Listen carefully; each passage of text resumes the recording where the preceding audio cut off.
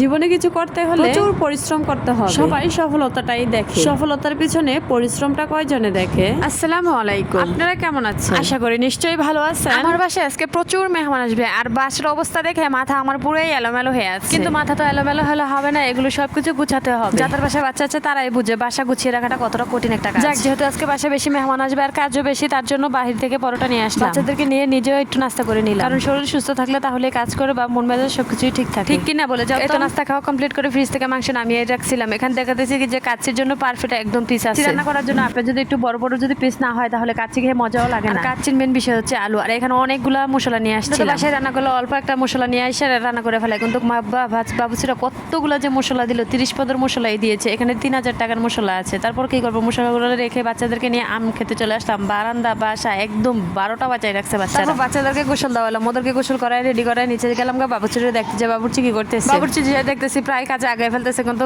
কাচ্চি তো একটু ম্যারিনেট করে ফেলায় রাখতে হয়। আমি বাসায় এসে দেখতেছি আমার খালা একদম অনেক কাজ করে একদম কমপ্লিট করে রেখেছে, বিছানাও একদম পরিপাটি করে রেখেছে। এরকম পরিপাটি বিছানা থাকলে না ভালো লাগে, তাই না? বাচ্চাদের জন্য তো সবসময় পরিপাটি করে বিছানা রাখা যায় না। তারপর আবার নিচে চলে গেলাম, কি করতেছে আজকে আমার পাগুলো একদম ব্যথা হয়ে গেছে, উপরে আর নিচে উঠতে উঠতে। নিচে রান্না করলে একটা সমস্যা, যতই বাবুচি রান্না করুক না কেন নিজে কিন্তু নিশ্চিন্ত হয়ে বসে থাকা যায় না। বাবুচিরা কি করতেছে বা কিভাবে করতেছে সবকিছুই দেখতেও ভালো লাগে, বা নিজে একটু ইয়ে করে দেখতে হবে। তারপর আবার বিছানাগুলো এসে দেখতেছি প্রায় লুটফুট করে ফেলছে। তারপর আমি আবার গুছিয়ে দিয়েছি। তারপর দেখলাম ডাইনিং এর মধ্যে যে 2টা বালতি রয়ে গেছে, ভাবতেছি যে এগুলোকে রান্না করে নিয়ে দিতে হবে। তারপর আমি ভাবলাম মেহমানদের জন্য একটু সেমাই রান্না করি, কিন্তু নারকেল তো না। এখানে আমি বাদাম এবং কিশমিশ নিয়ে নিচ্ছি, এগুলো দিয়ে আমি এখন সেমাই রান্না করবো। সেমাই রান্না করতে যে মনে হচ্ছে যে গুঁড়া দুধ নাই, গুঁড়া দুধের প্যাকেটে বাবুচিদেরকে দিয়ে দিচ্ছি। এখান থেকে একটু গুঁড়া দুধ এনে এই সেমাই দিয়ে দিবো। যাই দেখতেছি যে ওনারা এখন ওনাদের গুঁড়া দুধের কাজ কমপ্লিট করে না। তারপরে এই যে আমার ভাইকে আমার বাচ্চাদেরকে দিয়ে একটু ঘুরতে পাঠালাম, আমি নিজেও একটু হাঁটলাম। দেখতেছি আজকে হালকা হালকা বাতাসও আছে। বাবুর্চি বলতেছে একটু কষ্ট হইতেছে বাতাসের মধ্যে রান্না করতে, কিন্তু তাদের তো রান্না করে অভ্যাস আছে। তার জন্য তারা কি করতেছে চারদিকে কি জানি দিয়ে একটা যেমন বাতাস না লাগে ওইরকম ভাবেই রান্না করতেছে। কিন্তু রান্নাটা আমরা যে সময় চাইছি তার একদম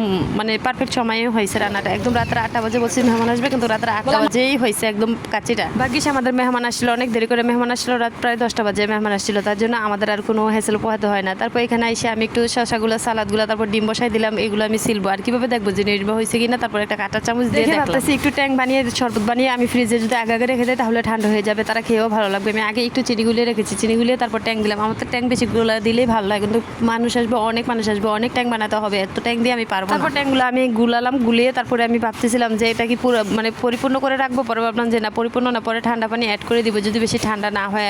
হালকা মানে অর্ধেক করে রেখে দিয়েছি। তারপর আমগুলো ফ্রিজের ভিতরে দেখলাম মাঝখানে রেখে দিয়েছে, ওইগুলো রাখলাম ভিতরে রেখে এখানে আবার চলে আসলাম। দেখতেছি যে ডিমগুলা কি এখন চলতবো নাকি চলবো না। পরে ভাবতেছি যে না, ডিমগুলো ছিলেই ফেলি, কারণ ডিমগুলো পরে দিয়ে আবার ইয়ে হয়ে যাবে। তারপর দেখলাম যে না, এক হাতেই সুন্দর করে ডিমগুলো চুলা হয়ে যাচ্ছে, দেখতেছেন। কারণ কি আমি লবণ দিয়ে সিদ্ধ করেছি, লবণ দিয়ে সবসময় ডিম সিদ্ধ করলে ডিম একদম সুন্দর হয়। তারপর এই যে একটা মনে বুঝে ফেলছে যে বাসায় মেহমান আসবে, একটু নষ্ট হতে হবে, তার জন্য ওর চমক দেখিয়ে দিয়েছি। চমক দেখা শেষ করে আমি আবার সবকিছু গুছিয়ে উপরে তারপর নিচে চলে গেলাম। নিচে যেয়ে দেখতেছি ওনারা এখনও রান্না করতেছে না, রান্নার একদম প্রায় 8টা বেজে যাচ্ছে। আমি তো বলতেছি আমাদের মেহমান চলে আসবে, তারপর তাড়াহুড়া করে আমাদের বাসার উপরে দিয়ে গেছে যে হাড়ি পাতিল করবে না, কিন্তু ওনারা খুলে দেখাই দিয়ে গেছে যে এরকম। কিন্তু মেহমান আস্তে আস্তে একটু ঠান্ডা হয়ে গেছে, একটু বৈশা গেছে, তার জন্য একটু তত একটা, কিন্তু গরম গরম আমরা খেয়েছি, অনেক ভালোই লেগেছে, মজা লেগেছে, অনেক ইয়াম্মি লেগেছে। বাচ্চাদের হাতের বেশি রান্না পছন্দ, অনেক আছে যে বাবুচিদের হাতে রান্না পছন্দ করে। এখানে কাচ্চির সাথে আছে কোক, সালাদ এবং ডিম। অনেক মেহমানের সাথে মেহমানের হেসেলে আর আমার ভিডিও করা হয়নি। তারপর অনেকগুলো কাচ্চি আমাদের বেঁচে গিয়েছিল, এই যে ওখানে বলে আছে, এখানে আছে। তারপরে যে ফ্ল্যাটের সবাইকে দিয়েছি, তারপর আমার খালাকে দিয়েছি, মেহমানদেরকে বক্স